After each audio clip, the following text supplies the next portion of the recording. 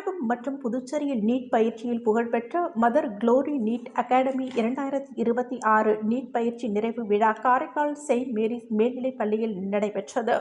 இதில் வரும் ஞாயிற்றுக்கிழமை நடைபெற உள்ள நீட் தேர்வை எவ்வாறு எதிர்கொள்வது மற்றும் அதிக மதிப்பெண் பெறுவதற்கான வழிமுறைகள் மற்றும் ஆலோசனைகள் வழங்கப்பட்டது.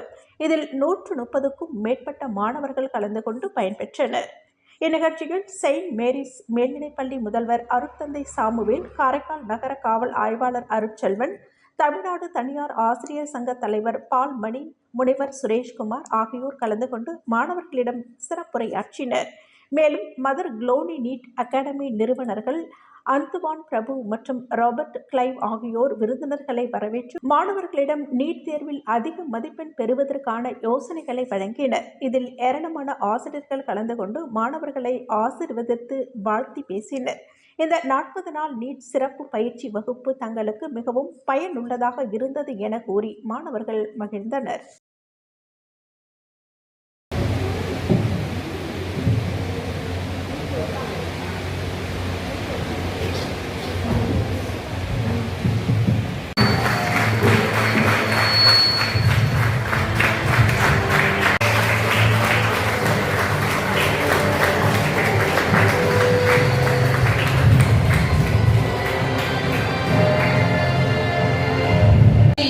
To the stage, I now request Mr. Anduan sir to kindly come and facilitate him.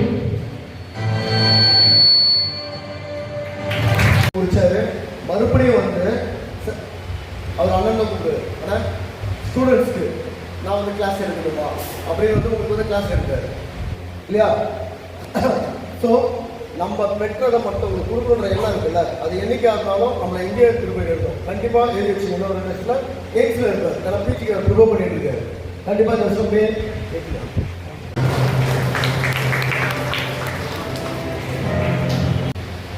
ஒவ்வொரு நாளும் ஒவ்வொரு சப்ஜெக்டை பற்றியும் நீங்கள் தெளிவாக கற்றுக்கொண்டிருக்கிறீர்கள். பல ஆசிரியர்கள் உங்களுக்கு பல விளக்கங்களை சொல்லி எப்படியெல்லாம் தேர்வில் கேள்விகள் வரும் என்பதை உங்களுக்கு எடுத்துக்காட்டி நீங்கள் நீட் தேர்வு எழுதுகின்ற இடத்திலே அமர்ந்திருக்கிறீர்கள். கொடுக்கப்பட்டிருக்கிறது, நீங்கள் அதை பார்த்து கொண்டிருக்கிறீர்கள். அது வருகின்ற கேள்விகள் அனைத்தும் உங்களுக்கு, அந்த கேள்விக்கான விடை அனைத்தும் உங்களுக்கு உடைய கற்பனைகள் நீங்கள் நினைத்துக் கொள்ளுங்கள், உணர்வுபூர்வமாக நினைத்துக் கொள்ளுங்கள். இதுதான் இப்பொழுது நடந்து கொண்டிருக்கிறது என்று நீங்கள் நினைத்துக் கொள்ள வேண்டும். இந்த எண்ணம் நிச்சயமாக 3ஆம் தேதி அது வெளிப்படையாக உங்களுக்கு நடக்கும். இப்பொழுது உங்களுடைய எண்ணத்தில் இதை நீங்கள் செய்திருப்பீர்கள், நீங்கள் வெற்றி பெற்றிருப்பீர்கள், நீங்கள் தேர்வை நன்றாக எழுதியிருப்பீர்கள், அதற்கான வெற்றியை நீங்கள் பெற்றுவிட்டீர்கள் என்ற அந்த ஒரு கற்பனையை நீங்கள் நினைத்துக் கொள்ளுங்கள்.